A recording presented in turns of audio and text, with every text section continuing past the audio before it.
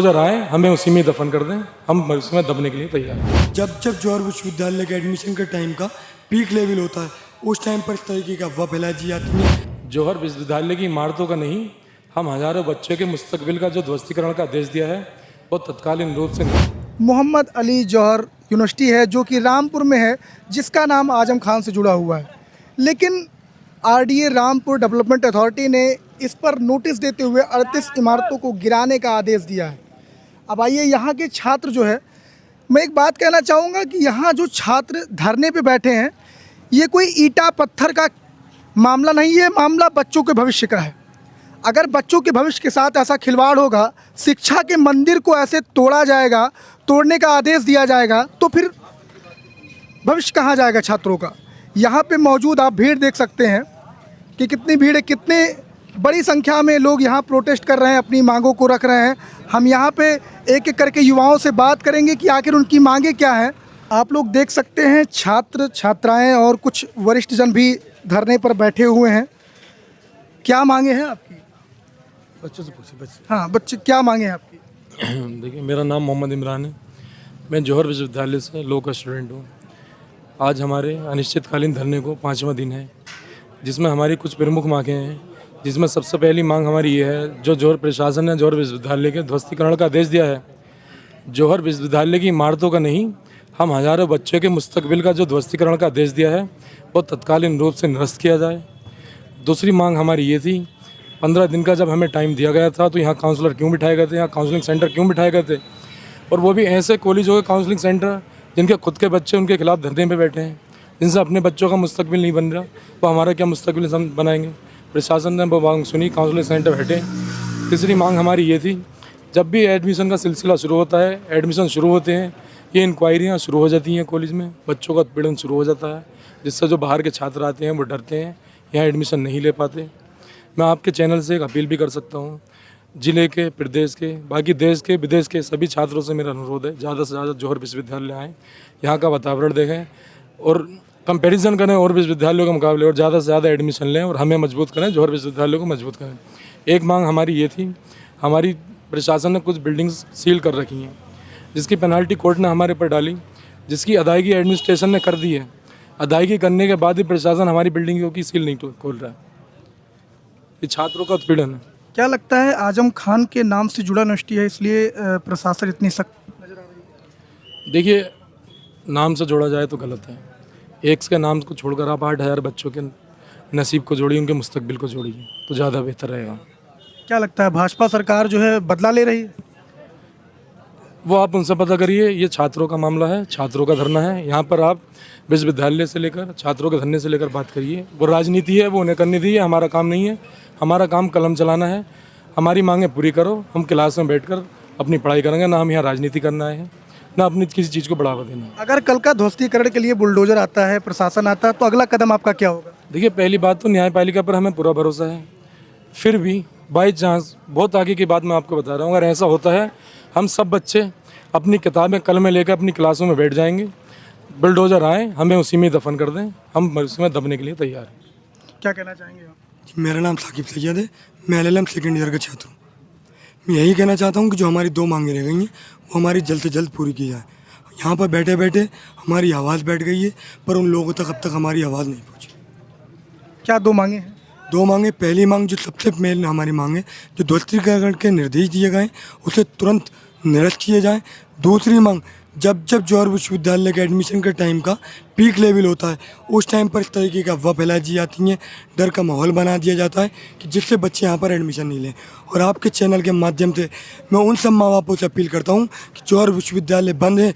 जिन लोगों ने ये निगेटिविटी फैला दी गई है कि जौहर विश्वविद्यालय बंद है, तो जौहर विश्वविद्यालय खुला है। यहाँ आइए, यहाँ की इमारतें देखिए, यहाँ का स्टाफ देखिए, यहाँ की फैसिलिटीज़ देखिए। पूरे विश्व के अंदर आपको इस जैसे विश्वविद्यालय देखने को नहीं मिले।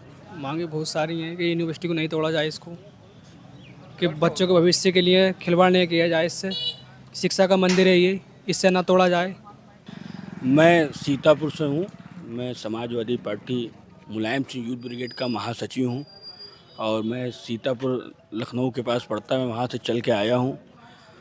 ये जौहर यूनिवर्सिटी का जो मामला सामने आया है, हम लोगों की ज़मीनें हिल गईं, हम लोग सब परेशान हो गए, नौजवान इतना परेशान हो गया। आप देख रहे हैं कई जो बच्चे यहाँ पर दिख रहे हैं, जितने भी बच्चे आपको दिख रहे हैं बैठे हुए, आपने खुद ही अपनी आंखों से देखा होगा कि बच्चे पढ़ने लिखने वाले बच्चे हैं, उनको रोड पर बैठाने का काम भारतीय जनता पार्टी कर रही है।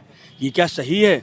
और ये बच्चे तो यहाँ बैठे हैं, ये ऊपर वाले का शुक्र है। और आपको दिल्ली के जंतर मंतर पर जो काम हुआ है वो इतना ख़राब और निंदनीय काम हुआ है, जिसका जो उत्तर प्रदेश उसका खामियाजा 2027 के चुनाव में भारतीय जनता पार्टी को उखाड़ फेंकने का काम करेगी। और आप लोग को बता देना चाहते हैं, ये जौहर यूनिवर्सिटी ये खून पसीने आज़म खान साहब के खून पसीने की बनवाई हुई यूनिवर्सिटी है, किसी दलाली और मक्कारी की बनवाई यूनिवर्सिटी नहीं है। इसमें हर शामिल एक गरीब और मजलूम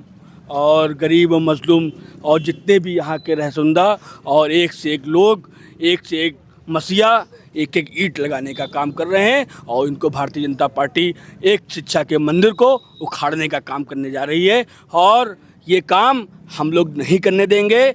हम लोगों की जानें चली जाएं, ये नौजवान साथी है, शिक्षा का मंदिर उखाड़ने का काम नहीं करने देंगे, शिक्षा को बढ़ावे का काम करने देंगे।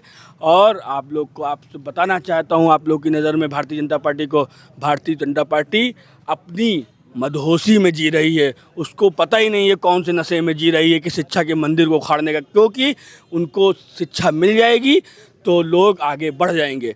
तो ये ना बढ़ने काम कर रही है। और इसे प्राइमरी स्कूल कितने भी तोड़े हैं, ये आप लोग खुद ही किया है। अब इतनी बड़ी यूनिवर्सिटी को तोड़ने का काम करने जा रहे हैं, वो उनकी ये हरगिज़ नहीं होने देंगे, जाने चली जाएंगे। उनको ये नहीं पता है कि जौहर यूनिवर्सिटी किस तरीके से और किसे खून पसीने की आज़म खां की ईमानदारी के वसीले से बनी हुई है।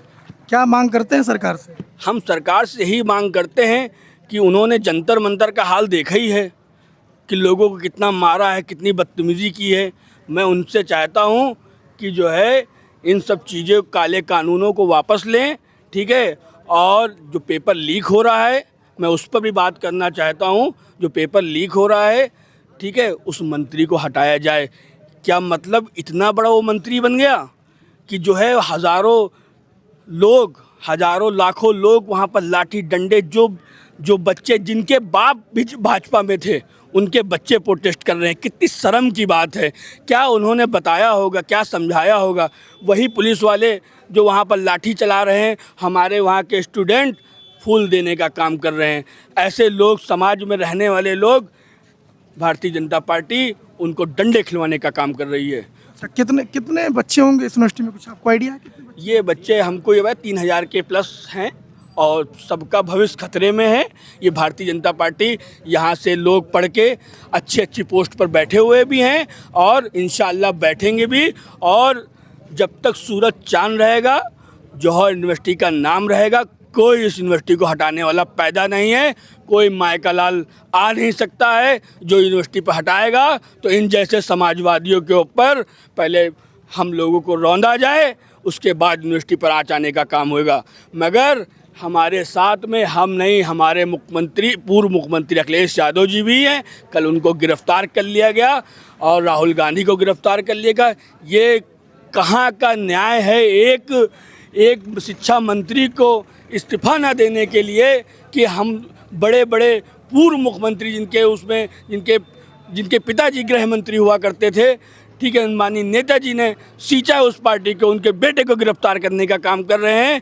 और हम लोगों के बच्चों जो 3000 यहाँ पर हैं, उनके ऊपर ये शिक्षा के मंदिर के ऊपर बुलडोजर चलाने का काम करेंगे। मगर इनका काम हम लोग होने नहीं देंगे। हमारे साथ में सभी वर्ग के लोग जुड़े हुए हैं और हम लोग दीन बांटने का काम कर रहे हैं। हम लोग मजहब को बांटने का काम नहीं कर रहे हैं। इस यूनिवर्सिटी के अंदर कोई भी एक ऐसा बंदा नहीं है, उसमें गरीब और मजलूम बच्चों का सहारा है यूनिवर्सिटी। हम लोगों की पहचान है यूनिवर्सिटी, हम लोगों की जान है जौहर यूनिवर्सिटी, हम लोगों की शान है जौहर यूनिवर्सिटी, हम लोगों की आन बान शान जौहर यूनिवर्सिटी है। और इस यूनिवर्सिटी का नाम हम लोग जो है हटने नहीं देंगे और ना इसको बटने देंगे, क्योंकि जब भी कभी ऐसी कोई बात आएगी, इंशाअल्लाह हमारी आवाम, हमारे लोग, सभी मज़हब के लोग, सभी मुल्क के लोग इसमें सब लोग साथ देंगे और यहाँ पर सभी जनता खड़ी है। मैं इनका सभी का बहुत बहुत शुक्रिया अदा करता हूँ। आपके चैनल के माध्यम से कहना चाहता हूँ कि योगी सरकार सुन ले, अपने होश में आ जाए। इस जो यहाँ पर जो लेटर दिया है, इस कानून जो दिया है, इसको वापस करने का काम करे, वरना इनके लिए 2027 में इसका खामियाजा भरना पड़ जाएगा। अच्छा, अगर मान लीजिए कल बुलडोज़र लेके आते हैं तो आपका अगला कदम क्या रहेगा? बुलडोजर लेके आएंगे, एक हम नहीं हैं, एक ये भाई हमारा खड़ा है, एक ये भाई खड़े हैं, ये सब भाई हैं, इनकी सबकी जानें कुर्बान हो जाएंगी, मगर 3000 बच्चों को पढ़ाई रोकने का काम हम लोग नहीं करने देंगे। क्या लगता है, आप आए हैं, क्या लगता है कि बिल्कुल यहाँ समर्थन पे में आए हैं, जो इसको यहाँ टूटने पे से नोटिस बचाना। दिया गया है कि 38 इमारत जो है ध्वस्त किया जाएगा, क्या कहना चाहेंगे? इसको रोकने आए हम लोग। बुलडोजर पहले हमारे सीने से गुजरेगा, उसके बाद जाएगा बुलडोजर। टूटने नहीं देंगे यूनिवर्सिटी को, खून लहू बह जाएगा हमारा। अच्छा, अगर आपका वीडियो मुख्यमंत्री योगी आदित्यनाथ देख रहे हो तो क्या कहना चाहेंगे? मुख्यमंत्री जी को गाली तो नहीं दे रहा हूँ मैं समर्थन में आया हूँ यूनिवर्सिटी के। तो आप कुछ उनको कहना चाहेंगे? नहीं, मुख्यमंत्री जी से यही कहना चाहता हूँ कि हिंदू मुस्लिम सब एक साथ रहे और ये इतना न करें कि 27 में आपको इसको खामियाजा भुगतना पड़े और भागने की जगह नहीं मिलेगी। माननीय राष्ट्रीय अध्यक्ष श्री अखिलेश यादव जी की सरकार बन रही है पूर्ण बहुमत से। तो ये है युवाओं का विचार। देखिए, चारों तरफ युवा जुटे हुए हैं और जो ये नोटिस आया है, ये एक नोटिस नहीं है, ये एक नोटिस है जो बच्चों के भविष्य को तय करता है। और मैं यही कहूँगा कि अगर ये नोटिस आया है तो इसको सरकार वापस ले, क्योंकि कई छात्रों की मांग है, कोई और भी रास्ता निकाला जा सकता है।